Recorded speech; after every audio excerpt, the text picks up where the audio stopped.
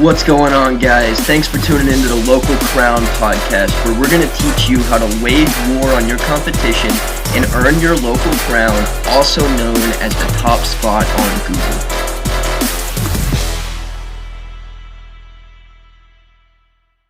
So I'm a longtime entrepreneur. I started back in 2008. I started as a broke college kid. My parents were both teachers, and I scaled up an Amazon business back before Amazon was really popular, before the gurus, the courses, and all of that. So I got in at a really good time. I had no idea what I was doing. I started off with books, eventually got into baby products through trial and error, and it was really tough to hire people when I needed to scale that business. I mean, I looked around me, and it was college kids who I learned from experience were very unreliable. I wasn't their top priority, and no one out in the real world wanted to work for a 20-year-old entrepreneur, no matter how big my business was. So I got thrown into the remote hiring world, Upworks, Fiverrs, and I always just wanted a better, faster way. And I kept looking and looking for a better hiring platform, and I couldn't find it. So 4 years ago, I launched FreeUp, and I really tried to take everything that I liked about the other platforms, change everything I didn't like, and I ended up focusing on four things: pre-vetting freelancers before they get on the platform, speed, introducing the freelancers to people quickly when they just put in a request and we matched them, customer service, great support on the back end 24/7, and a no turnover guarantee. If someone quits for any reason, FreeUp would cover replacement costs, get them a new person right away. So that was the focus of FreeUp: the pre-vetting, the speed, the customer service, and the protection. I started it with $5,000. By year 4, we were doing over $12 million a year in revenue. And I actually sold it 30 days ago to an amazing group at the Hoth. We were acquired by them. The Hoth was actually a FreeUp client who loved FreeUp so much. And we're really pumped about that. And we think it's going to be a win for everyone. And now that I'm a little bit out and I'm wrapping up that transition period, I'm launching Outsource School. If you go to outsourceschool.com, and it's going to be an education platform to help people learn how to onboard, train, manage, interview virtual assistants, and really find reliable ones that can hang around for years to come. Awesome, man. That's a lot. So you recently sold your business. Yeah, I sold FreeUp. Yeah. Was that a hard decision?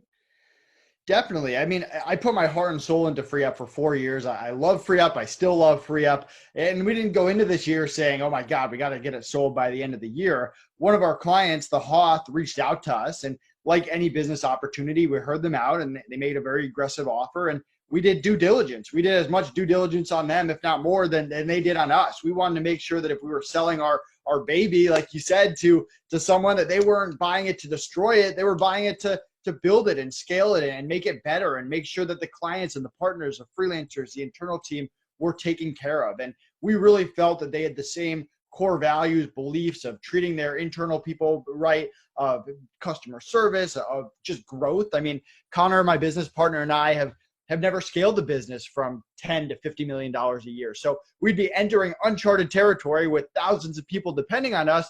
We wanted to make sure that if that was what we were going to do, that there weren't alternative options that made more sense. And we felt like selling to them was the right decision.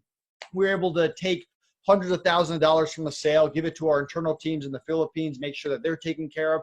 They put their heart and soul into FreeUp, and we wanted to make sure that they knew how valuable we felt like they are, and they all got to keep their jobs and hopefully have even more stability and more of a long-term future. So we felt really good about that, although we'll miss them a ton, and I'm still very good friends with all of them. But yeah, very tough decision, not easy. It was a very stressful 4 months, but all you can do is make what you think is the best decision with all the information we have and at the time. And we feel like it's going to be a win-win-win for everyone. And we've also really enjoyed working with them. We're at the end of our 60-day transition, and it's gone better than I could have even imagined. We love their team. We love working with them. They've already brought new ideas to the table that Connor and I never would have even thought of, and been able to implement systems and processes. So we're really excited for it. That's awesome. So in the end, everybody ended up winning on that one.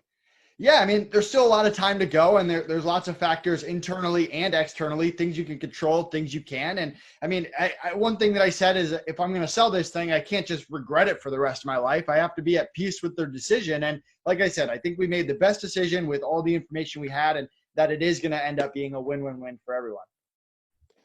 Absolutely. That's awesome. And I really respect the fact that you took all of that into consideration, and that you took all of your workers into consideration and just everything involved, because there are a lot of entrepreneurs and business owners out there who really wouldn't have even let that cross their mind. Yeah, and there was a shock factor too. There was a lot of emotions when we told them. I mean, I've been working with some of these VAs for 10 plus years on both businesses. I'm the godfather of one of their kids. Like, we have a great relationship, and it was emotional. But once we laid out the facts, the money, the stability, that no one's losing their jobs, why we did it, and once they got to meet the Hawk team, who's awesome, Mackenzie, Matt, Brandon, Garrett, who have treated them so well since they started and made them feel like they continue to be an important part of the business, and running everything by them before they implement it to make sure they're good with it, and treating the team leaders with the same respect that we did. I checked in with them this week, and they're like, Nate, this is awesome. Like, we really love all the changes. We're excited for the future of Free Up. And so being able to go to change it from they're emotional, they're sad, they're worried, they're concerned for their stability, to we're now excited for the future and we understand why you made that decision. That was definitely a relief off my back.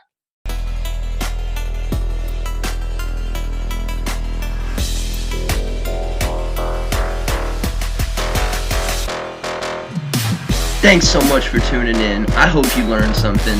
If you have questions, email us at info@thelocalcrown.com. And if you want to get featured in our publication, Inside the Empire, alongside John Lee Dumas, the entrepreneur on fire, Jayson Waller, the CEO of Power Home Solar, Sharon Lechter, Dan Caldwell, the man that started Tap Out, and the limitless man himself, Kwik, for free, then head over to thelocalcrown.com/become a contributor.